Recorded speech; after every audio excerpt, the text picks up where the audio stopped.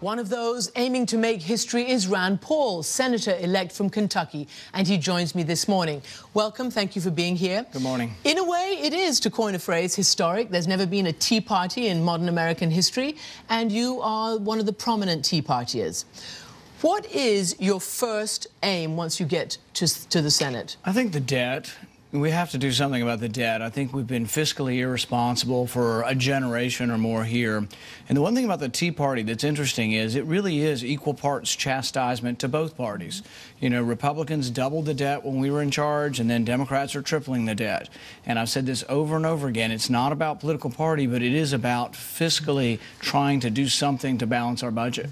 Well, we've all seen and we've followed the campaign, and there was a lot of talk, a lot of slogans and platitudes about cutting the debt, balancing the budget, cutting the deficit. But there has not been any direct information on how you're going to do that. No specifics. It was fairly content-free, the platform. So where are you going to cut in order to make a meaningful change? Well, some of it has to be procedural in the sense that we need to balance our budget by law. If you force legislators to balance it, at the end of the day, if it has to be balanced, then they step up and they become legislators and can find out where to cut. So you're going to move for a balanced budget amendment? Absolutely. And short of that, we need a rule. It takes a while to get an amendment to the Constitution. Let's have a rule, but let's obey our rule. They passed pay-as-you-go, and they break it in the first 3 weeks they have it. So we need rules. Okay. And we need to obey the rules. The second thing you need is, and I don't see things in terms of political parties, so I think this can be something where I can work across the aisle. But the second thing you need is a compromise on where the spending cuts come from. Republicans traditionally say, oh, we'll cut domestic spending, but we won't touch the military. The liberals, the ones who are good, will say, oh, we'll cut the military, but we won't cut domestic spending. All right, well, let's ask Bottom line is you have to look at everything across the board. All right, where then? Military? Would you cut the military? Yes. By how much? Obviously, well, I think Robert Gates has made some hard to give suggestions. exact numbers, but I think one thing that's concerning, you know, recently Admiral Milliken said that the interest on the debt now is going to approach in the next couple of years. Just the interest on the debt will approach what we spend in the national defense budget.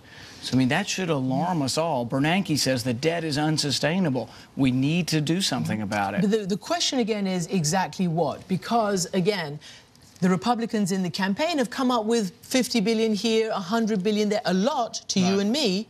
But in terms of reducing a $1.3 trillion deficit, how does the maths add up?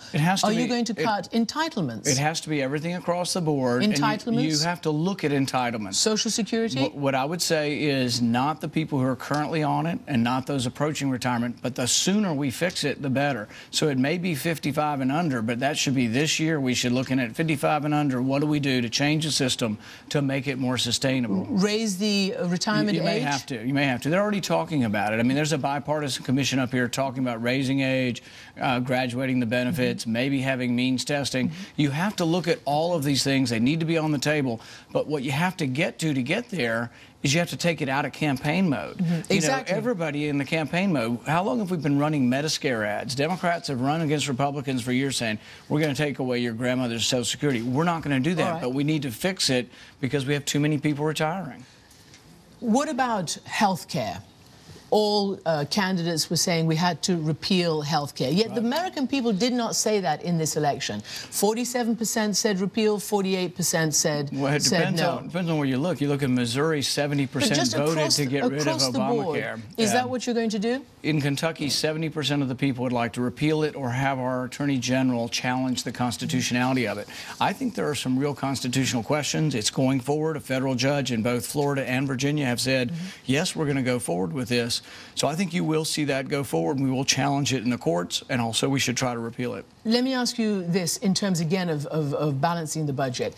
There are many economists who simply say the maths does not add up if you're not going to agree to raising taxes. Do you agree that taxes will have to be raised as well? Well, I think it's not a revenue problem, it's a spending problem. But it is a revenue problem, according to so many economists. No. I mean, we bring in, the thing is a lot of times people would come to me and say, oh, well, you don't believe in any government. And I would tell them, you know what? I believe in $2.4 trillion worth. I just don't think you can have $4 trillion worth if you only bring in $2.4 trillion. 2.4 is a lot. That's a huge government. We've doubled the size of government in 10 years. We don't need bigger government. We need to shrink the size of government. Right, but without making strong entitlement and other cuts, and even if one does, most of the economists say the math simply doesn't add up to keep tax to keep tax cuts on and on and on. Will you agree to some? My hope, no. My hope is to be on the budget committee and to go through all of these numbers, and by January to have a balanced budget that I will introduce. I want there to be a Republican alternative, whether it wins or not. I want the Republican message to be one of balanced budgets.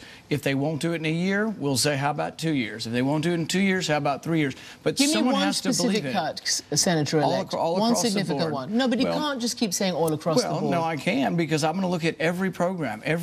But I would freeze federal hiring. I would maybe reduce federal employees by 10%. I'd probably reduce their wages by 10%.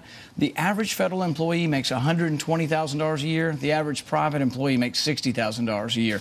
Let's get them more in line, and let's find savings. Let's hire no new federal workers. Pay for soldiers? Would you cut that? I think that's something that you can't do. I don't think you cannot do. Right. I think that soldiers have to be paid. Now, can we say that gradually we don't need as large of an army if we're not in 2 wars? Yes, I think you can say that. You can save money there. You can bring some troops home, or have Europe pay more for their defense, and Japan pay more, and Korea pay more for their defense, or bring those troops home and have savings there. Have you thought much about foreign policy? Does the Tea Party have a foreign policy? I think the Tea Party believes in a strong national defense, that it's a priority for our country, that the Constitution exemplifies and says that national defense is one of our priorities. But no, primarily the Tea Party is about the debt. It's concern and worry that we're inheriting or passing along this debt to our kids and our grandkids is the #1 thing of the Tea Party. So again, to talk about the debt and to talk about taxes, there seems to be, again, just so much sort of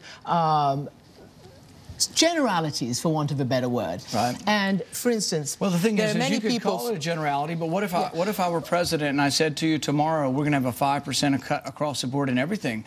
That's not a generality, but there are thousands of programs. If you say, well, what are all the specifics? There are books written on all the specifics. There's a book by Christopher Edwards, Downsizing Government, goes through every program, and that's what it will take. It's a very detailed analysis, but you need to ask of every program, when we take no program off the table, can it be downsized? Can it be privatized? Can it be made smaller? And what about earmarks? Would you say no to earmarks? No more earmarks. No more, not even in your own state? Yeah. No, but I do tell people within Kentucky, is I say, look, I will argue within the committee process for things that are good for Kentucky that they want, and also within the context of a balanced budget. Here's what happens. You go to the Transportation Committee, and they say, what do you want? But it should be, how much do we have? No one asks how much do we have. So we just spend it, and then at the end of the day, if we don't have it, we either print it or borrow it. Those are bad things. There is no restraint, but that's why you need rules. In Kentucky, we have a balanced budget amendment. We have to balance our budget, so they have to be better legislators. One of the emergencies is going to be voting to lift the debt ceiling. Right. Would you do that? I don't believe I will vote to raise the debt ceiling. You won't? No. I think that we need to send a message. We need to send a strong message that... The government would default then?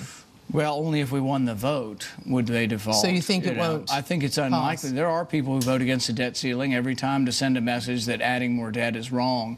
I think we shouldn't add more debt. I think we should immediately start cutting spending. We should have a freezing hire. We should not spend any more of the stimulus money that's unspent, the TARP money that's unspent. You know, we need to get our fiscal house in order. But bigger than the specifics is a rule. Congress does not obey their own rules. This is why you want to know where the Tea Party is? Why we're unhappy?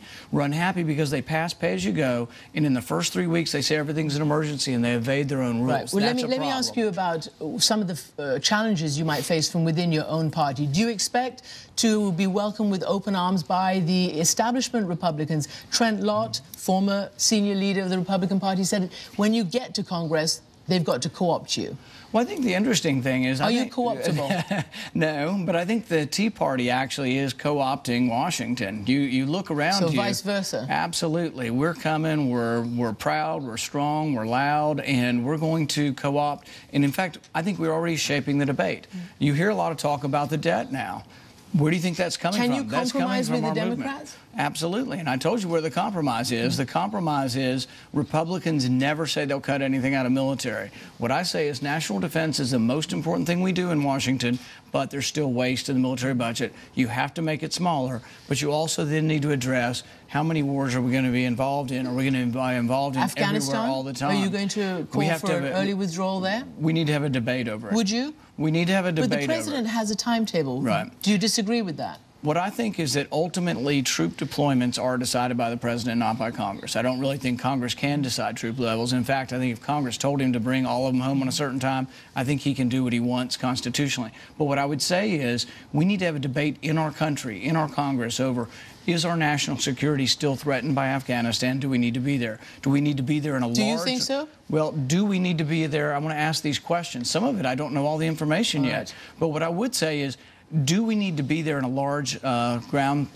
war, or could we be there on a smaller base and have the Afghans, after 10 years... Well, that's the debate that's going on right now, in any event. After 10 years, I think the Afghans need to have stepped up more to do more. And if you ask our GIs, when I ask them from Kentucky, leaving the base, I say, are the Afghans stepping up enough? Would you rather the Afghans do more of the patrolling in the streets?